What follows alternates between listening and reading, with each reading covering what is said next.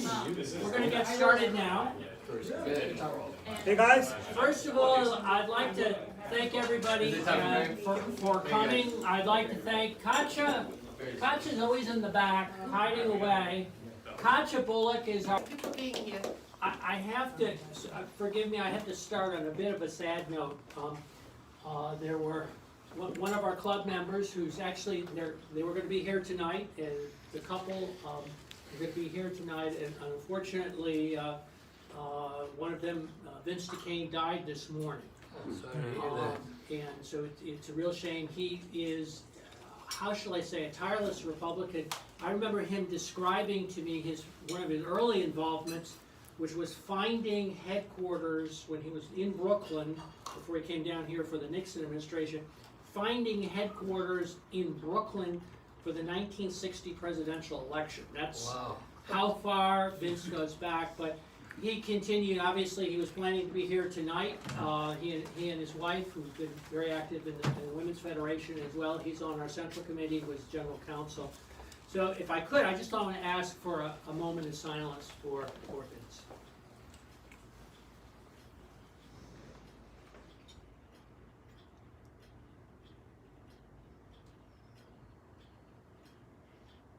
Thank you. We're very pleased tonight to have one of the outstanding candidates that the Republican Party has running for statewide office. I know a lot of people aren't familiar with what the State Comptroller's office, because it has such a diverse range of responsibilities, everything from collecting taxes to administering money. We were just talking about the responsibilities that it shares in the pension arrangement, in the pension world for the pension funds, to estimating revenues, but also sitting with the governor and the state treasurer on the board that approves contract, which is something that gives the controller a great deal of credit, a great deal of responsibility. It's a job that requires real government familiarity, public administration responsibility. And so we're very pleased to have somebody who has precisely that as their background. Barry has been county executive in Harford County, but beyond that, he's been recognized by his peers in various associations as being one of the standout leaders in a number of awards that he's gotten prior to being county executive, which involved what, $1 billion. I mean, it's a large budget, a large set of responsibilities. He served in the legislature. So I think what we have is a very effective candidate for controller to make that race very effective. We're thrilled to have you here in Montgomery County, and we look forward to hearing what you have to say. Thank you. Thank you. It's good to be in Montgomery County. Right now, back home in Harford County, we've got about 3 inches of rain and a flash flood warning. So I'm handling some text here from my emergency operations folks, which is part of that job being county executive. That's 24/7. It seems like no matter where I go, something has to happen or something different. But it is great to be in Montgomery County. And Katja, thank you so much. What a beautiful view here. I'm partial to Harford County, but this is beautiful, I tell you. So Barry, thank you so much for having us. We've had a busy week. I got our budget completed on Tuesday night in Harford County, $1 billion budget, 7-0, which is good. The Democrat even voted for the county budget this year. We are in a lot better shape post-pandemic than we thought we would be coming out of this year. So we look forward to a strong next year, and I think part of our success has been keeping that the county open. I want to just talk a little bit. I do talk, I mentioned it to you, I talk weekly with the other big 8 county executives. Harford County is about the 7th largest county in Maryland, about 250,000 people. And so from day one, we've kept our county open and operating, and actually our revenue increased 3 or 4% just this year. And just to tell you a little bit about also that Harford County is a big 8 county. We're the only big 8 county that did not raise taxes in this state coming out of the recession. And I think that goes to really my background, my Republican and conservative background, that in fact, we were able to turn the county budget around from a $3 million surplus to, in fact, this year a $28 million surplus. We held the line on the constant yield and actually reduced property taxes, fully funded education, and we fully fund public safety in Harper County. We do support our law enforcement and correctional folks and our fire departments. And so we've done all that without raising taxes. And we did it by what I always mention, and I've showed the young people a couple weeks ago. It's sort of like smartphone technology. It's really, I always said local government, and probably the Comptroller's office also, needs to be like the latest edition of your smartphone. Smaller, faster, and hopefully more efficient, quicker. And that's what we've done in Harper County. We've reduced the number of employees, launched digital platforms, in fact, across the board, where we can now permit subdivisions, all types of payments. Everything can be done online. In fact, we've been able to reduce our costs by doing that also. And on the procurement side, we saved enough money with best value contracting and really going back to our contractors on procurement that in fact over the last 6.5 years, all the raises for my county employees have been financed by savings through procurement and what we spend. And so those are kind of the basics that I believe, I kind of believe the Republican Party needs to get back to, but it's the way I've operated to run our local government like a business. And Comptroller is very similar. So when I go out and talk to folks about being Comptroller, they know you're a tax collector, but that's about it. So I like to talk about the Comptroller being a watchdog for the taxpayer, someone that's independent, that's going to speak up with governmental experience to make sure the Comptroller before the Board of Public Works is independent and strong, and it can talk about savings, efficiency.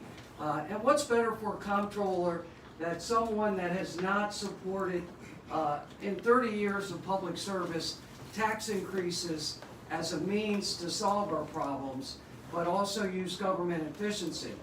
That'll be easy when we're comparing our record to the Democratic record, which is they have not seen a tax increase that they didn't vote for.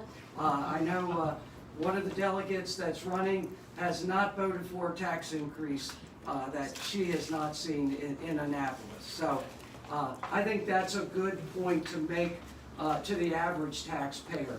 And the other thing is that we need someone in that position that knows how to do revenue projection. Actually, the governor and the legislature spends what the Board of Revenue tells them that they have coming in and what they can spend. And there's an art form to that. I've learned it over the last 6.5 years to be able to predict what income tax revenue is going to look like, what property tax increase revenue is going to look like, so you know how much you have to spend. And knowing how much you have to spend can save you a lot of problems from coming up short or coming back to the taxpayer saying, oh, we need to raise taxes, or we can't fund this because we misjudged how much funds that we're going to have coming in. And so I think my record fiscally is strong. I think, and a lot of the media have said, I'm probably the best qualified Republican candidate for Comptroller in their memory. I don't want to go back 150 years, but I think that position, we have an opening this year where someone can step forward, make a difference as a Republican and represent all taxpayers. And the neat thing is that whether you're a Democrat, independent, or Republican, the tax man is always coming to get his fair share. So they want someone that can look out for their funds. So, and so that's the message we're taking. The other thing is in Harford County, we've been able to grow the business community and not over-regulate. I've mentioned we can work with them digitally.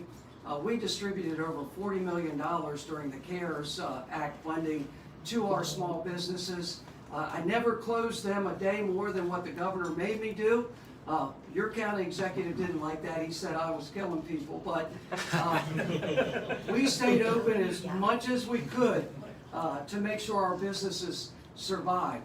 And my record in the Senate Finance Committee and in Annapolis always had a strong business rating for protecting our businesses, unlike what I think you see going on in the Annapolis legislature right now as far as over-regulating and putting more requirements on our businesses, which really stymies growth, and you can't grow yourself out of it unless you're going to tax folks more. And so that's the message that we're going to take around. I think when it comes to Comptroller, Maryland wants somebody in the middle. I grew up on a small farm in a working class family, the first to go to college. My dad still raises cattle right in the little village that I've grown up in. I always remind people it's called Level. It's small. We had a general store, a garage, and a fire department. That's where I first volunteered as a volunteer fireman and EMT. There was nothing else to do in Level. The most notable thing about Level is it's spelled forward the same way as it is backwards. All right, that's how you remember it. And so I learned service there, and listen, I have a long record. I've served on the Republican Central Committee after my stint in the college Republicans. I fell in love with politics and interned in the state legislature, but served on the Republican Central Committee, the county council, the state legislature, and then as county executive. But I always remind folks that I did that. Most of those jobs were part-time. I did have a real job. I worked for Baltimore Gas and Electric Company and retired from there. So I did actually have a real job, unlike a lot of our legislators nowadays that their first and only job seems to be a legislator. But I've worked hard to do that and to learn about what I learned from my father as a farmer, that, you know, a farmer always remembered that he ran a business and he had to sign the checks and balance the books. He also reminded, and I've always kind of really wanted to protect the environment, and Hartford County has one of the best land preservation programs in the state, but farmers were the first stewards of our farmland because they knew that that's how you had to raise your crops and your cattle. So they were always in favor of supporting land preservation and agriculture. And finally, education. And you know, as a Republican, they kind of always say we're not for education. But I know the early farmers and the early Republican Party, farmers always wanted their children to have a good education because you worked hard 24/7 milking cows, and that you knew education was the best way your kids were going to get ahead. And you didn't always want them to have to get up at 5 o'clock to milk cows or feed calves later on. So throughout my career, I've always thought that that was important things to talk about as a Republican. And when you go statewide, you meet folks that are farmers, watermen, all throughout this great state. And those are the things I think our Republican candidates need to share. A lot of us came from the very roots of Maryland, and we need to share that as we travel around. And so we're going to do that. Lewis, and I mentioned the fire company, we talked about Lewis Goldstein, who was chairman of the board when I was at Washington College. I learned a lot from him. He was a Democrat, but you know, he was a hard shoe leather politician, and used to give out coins. We're probably going to give out wood coins. I can't afford the silver ones. So we may give out wood coins. But he always reminded me, even when I came before him at the Board of Public Works, and I don't know if I'll channel him that much, but he got his start as a volunteer fireman too, giving back to the community. He would always remind me of that, even when I showed up for education funding at the Begathon, they called it back then. I don't think you have it anymore. But they used to make delegates go from your county before the Board of Public Works and tell them why you needed money. And Louis L. Goldstein was always good to me. Most of the governors, Governor Schaefer, who served as comptroller, was the only one that was kind of contrary and would be nasty when you came up there. But and so I learned a lot from them, and that's the type of message that I want to carry out. And Mr. Goldstein, when he was running for comptroller, he would always end his debates when they asked him, you know, what's the last thing you want to say? And he'd say, listen, I think when the average citizen and working families look at qualification and who's most qualified to be comptroller, they're going to pick me. And if you look at my competition this year, I think that's exactly what I'm going to say. Take a look at who else is running, and then who do you want to be the watchdog of your funds? Who do you want to stand up and be voice of the taxpayer? And I think the selection will be fairly simple. We've got to get that message out. We're going to be in Montgomery County, working that area, and Prince George's and Howard, and we're going to cover the whole state. I would guess we're going to have the most active, really focused campaign for comptroller that any Republican candidate has had in over 100 years too. And you know, there are a couple other, I hate to use these farmer sayings, but they say it's been over 100 years. My dad used to say, nothing lasts forever, right? It'll always got to come to an end. And I tell some of the Democrats, the other saying is, when you find yourself in a hole, the first thing you got to do is stop digging. And we want to represent a change, someone else as a selection for comptroller. And so I want you to take a look at that. The final thing I'll say, and I'm going to be like my Democratic opponents and not really talk about what the comptroller does, right? If you listen to the Democratic candidates, they're talking about a bunch of progressive issues that the comptroller really doesn't do. And that's important for folks to realize. I think some of it's to cover up that they don't have that fiscal management or background. But I would also remind you, one thing I've done, and in addition to politics and working at BG&E, I had a small sheep farm, right? And so I've been a sheep farmer. I retired last year, and I miss it a little bit. But one of the things I always used to think of, and what we've done as county executive, and I think Republicans need to do this when they travel this state, is that we need to really think about going out and talking. I created the first crisis center to deal with the opioid epidemic in Hartford County. And this is a 24/7 crisis center. If you're a parent with an adolescent with mental health issues, you can go there for help. If you got addiction, you need somewhere to go for the weekend before you get into treatment, you can go there. We have won national awards. In fact, this week we won 5 national awards for our programs.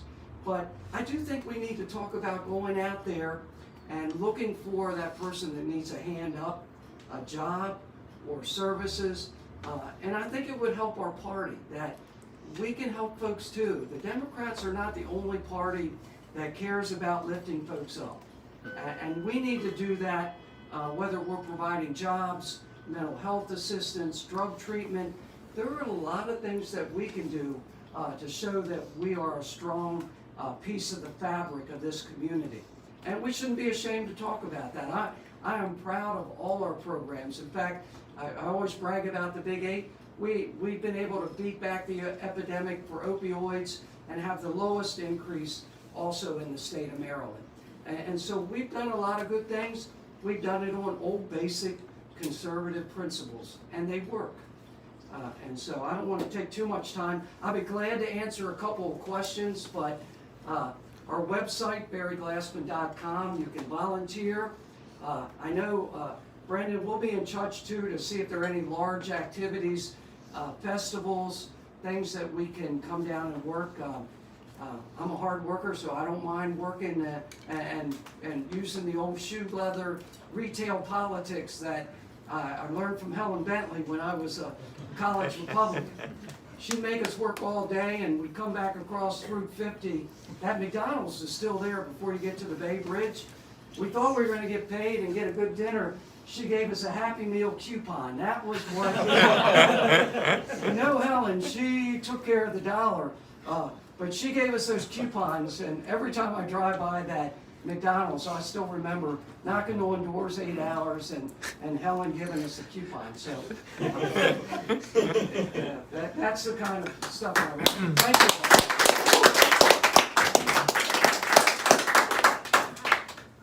You want to take some questions? Sure, I'll take a couple of questions. Yeah, we're close to on. Yeah. I know we had 7:30, but we're close. We're right on schedule. First, Gary, what are the Democratic candidates, what are they talking about if they're not talking about financial type issues? They're talking about all the progressive issues that they pushed in Annapolis this year. Anti-policing. One of the delegates actually, even though Baltimore City has, going through a crisis in the murder rate, so much violence, she got up and gave a speech. She supported planting 5 million trees because it would lower crime in Baltimore City. So that one you may see on TV. That's reported. But and so they're working issues that are prominent that we see on display at the congressional level. So you would think these would be more federal, or if they were running for governor or something. But so those are the kind of issues. Thank you. Barry, can I ask you a question? Sure. So taxes, we passed a lot of taxes in the legislature this year. I apologize. Did not vote for any of them. Did not vote for any of them. So big thing, Kerwin coming through, right? So a lot of money we're going to have to spend. And then the one I'm kind of concerned with too is the digital download tax, digital tax. First in the nation, right? First in the nation we should not be very proud of, in my opinion. What is your opinion over under of, Amazon, Google, and whatnot suing the heck out of Maryland and getting rid of those kind of taxes? Yeah, and Reed, thank you for your work in Annapolis. I was president of the Maryland Association of Counties during Kerwin 1. I know they call it a 2.0, but the Kerwin 1 representing all of Maryland's counties. And most of us fought this because even though the spin has been that they've got it funded, there's money there, if you in fact really boil Kerwin down and look at the capital cost for pre-K, and the fact that the backbone of this is hiring 30% more staff, which who will teach 30% less, and somehow counties are supposed to pick up these costs.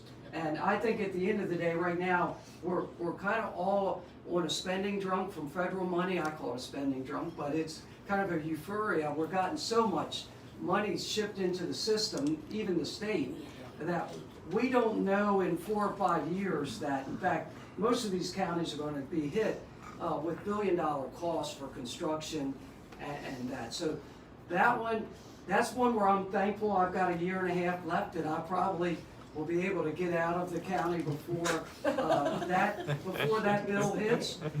But even Kerwin 2.0 is destined to be a disaster. It is really based on just increasing costs and lessening teaching responsibilities, in addition to capital costs for free pre-K, and it will be expanded beyond that. None of it covers the cost to build these classrooms. And it's all projected on the rosiest economic conditions. So that one's bad and that one's coming, and I think that train's probably left the station. The digital download, some of our businesses have already started receiving those bills.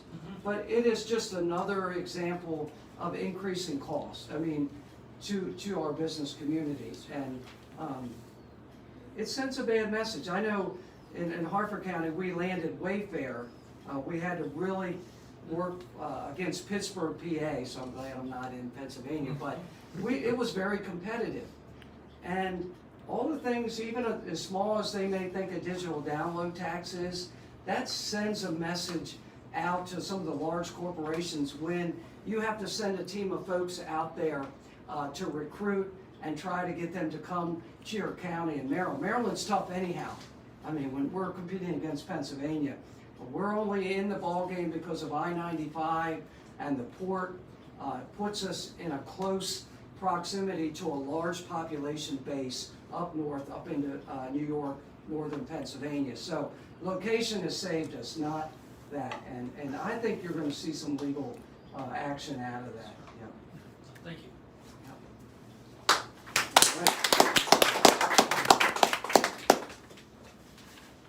So, we're gonna have why don't you, Yes. Frank, you do the announcement about. Thank you, Jason. what You we're want to doing hear? at It's the your convention. event. Oh, sure. What Yeah. am I announcing the No, event? no. So, just to let everybody else know who's here, we're going to have Governor Bob Ehrlich at the Friday night portion of our MDGOP convention. The tickets are going to be $85. You can get them now. Wait, they're only 85 Yeah, bucks. they're only $85. What was that price again? 85. Because Kurt lost his mind. $85. Dwight might have lost his mind. So, yep, he'll have his book comes out in November, and he'll be there, kind of signing them or signing something that'll go in the book later. So it'll be a real fun time, and if you can come out, please do. What's the date on that? It's next Friday, June 11th. Yeah, we have. Hey, So, thank you, everyone. this email already.